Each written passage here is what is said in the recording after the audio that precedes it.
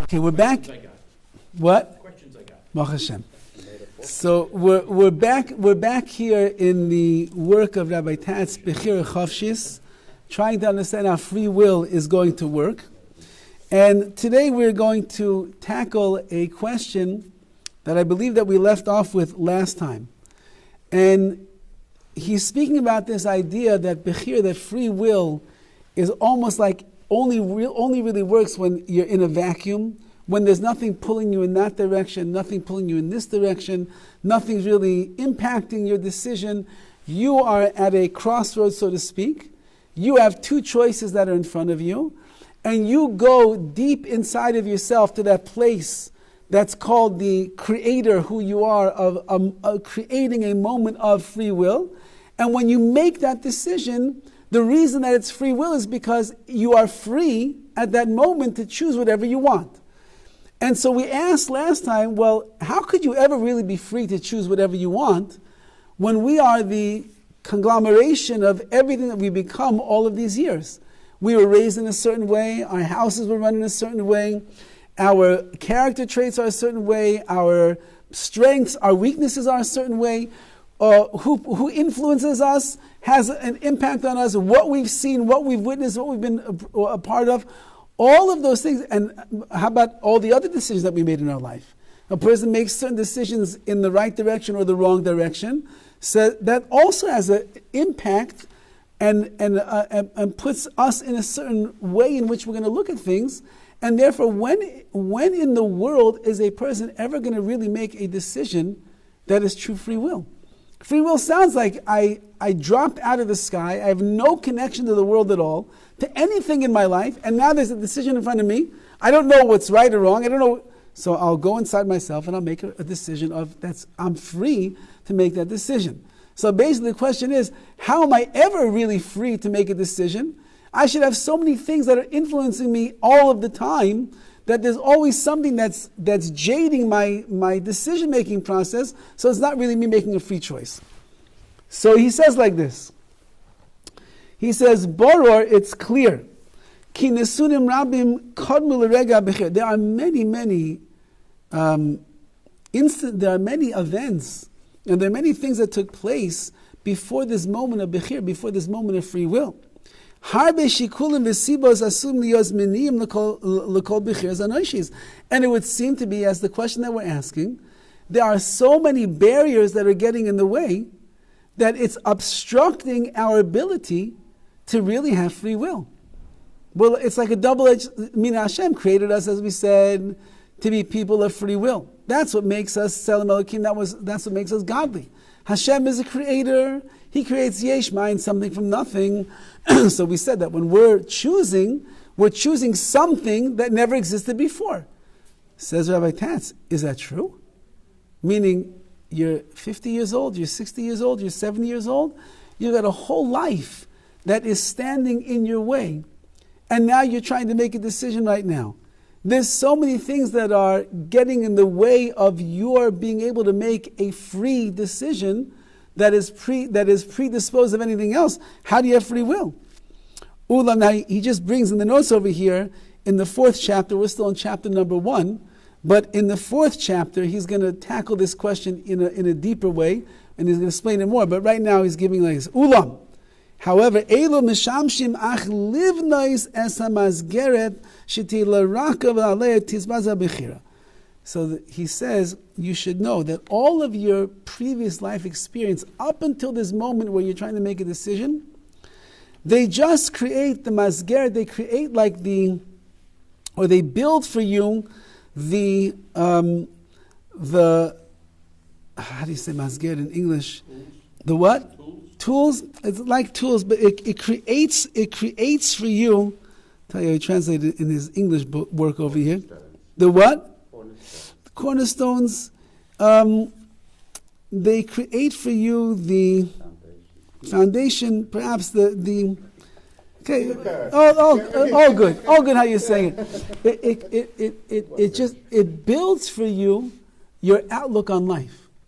Really what it's doing for you. Masger, it is my outlook on life, the way in which I function. Now, Everything that's happened to you up until this point is building and creating that masger, that type of way in which you function in life. However, but they are not the things that cause your free choice that you are having. So that means that it's going to have to somehow make a separation. I am a product of everything that I've been a part of up until this moment. And that's creating the masger, that's creating the shape and the form of who I am as a person. But when I get into the situation where I need to make a decision, I cannot blame it on everything that I have become or everything that I am. I cannot blame it on all the people that have had influences me in my life that caused me perhaps to think in a certain way like this or like that. They built up the framework of who I am, but at the core of who I am, there's still a place or a space within me that allows me, if I will know how to get into that place, allows me to make a real free will decision. So, and this we'll see in the words of the Rambam as well. The Rambam will tell us that nobody could ever blame anybody else for the free will decision that they make. No one's pushing, no one's forcing, no one's pulling you in any direction. At the end of the day, if you make a decision that was right, so then you deserve all the reward because nobody made you make that decision. Just say what's right. If you made a decision that is wrong, so then nobody else is going to be able to get the blame. You decided to make this. What? I can blame you. I want to live in Malibu Beach. Yeah. But I cannot because I've been brought up by the rabbis, by you and everybody that I should live near a shul. I should be. Let's go open a shul in Malibu. That sounds great. They have one. Okay. But that's the thing is that my choice is all governed by Meaning again, the masgeret, the framework of your life, has been defined over the years based on all of your experiences. But the choice at the end of the day, that's another question we're going to have to deal with. Am I really making as many free will choices as I think that I am? I mean, there could be many things in my life that have nothing, it looks like I'm choosing, but it has nothing at all to do with free will. That's right. Okay. I'd rather drive to shul and shop than walk. But hey, I have to walk. Right. So I don't have that choice is taken away. Very good. Meaning I'm not going to walk past McDonald's and walk inside and get myself a Big Mac. Because it's not in my world of choice. So therefore, when I walk past, it wasn't like a choice to walk past. There's nothing that's pulling me into that direction. So it's how you're educated and what you use for that guiding path to make your decisions. Okay, so let's see.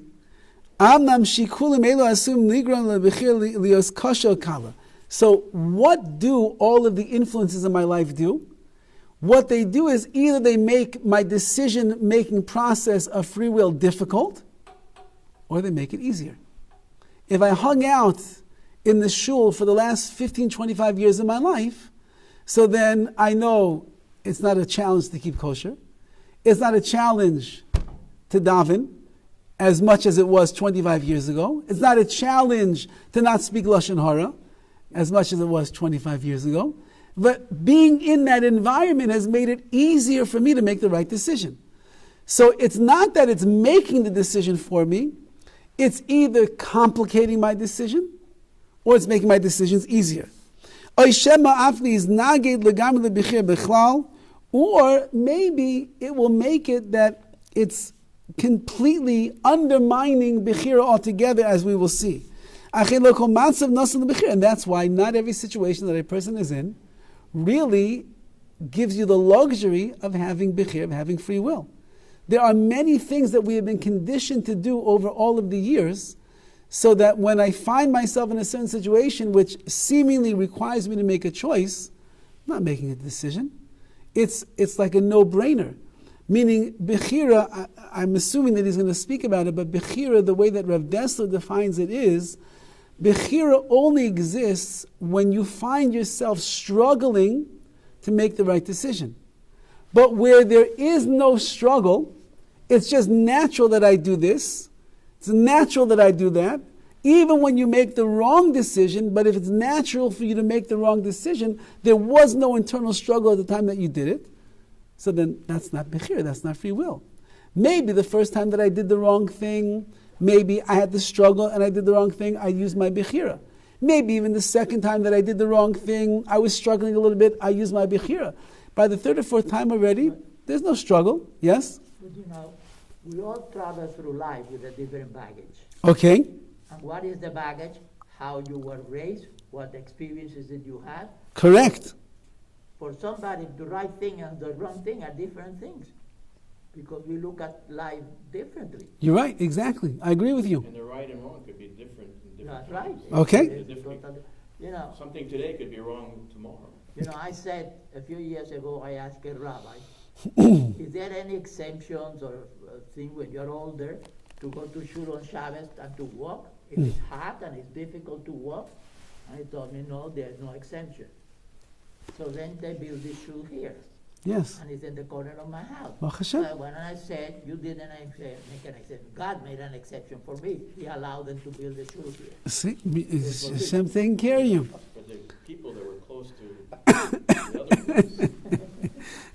Yeah, what happened to the people? Well, they probably weren't naughty ones, they did wrong things. They're healthier. They You're that simple. I told them, now you're going to have to walk more. The goodness Okay, so he writes like this. He writes like this. He says, Rabbis me'apulos ha'anoishis, many of the actions that a person does, min muchrachais, they are like done, I guess we'll call it, a person is almost like coerced into doing it. Bemuda or shalei bemuda, whether he's conscious or unconscious of what is going on. There are many things that a person does, he doesn't even think about what he's doing. The automatic pilot.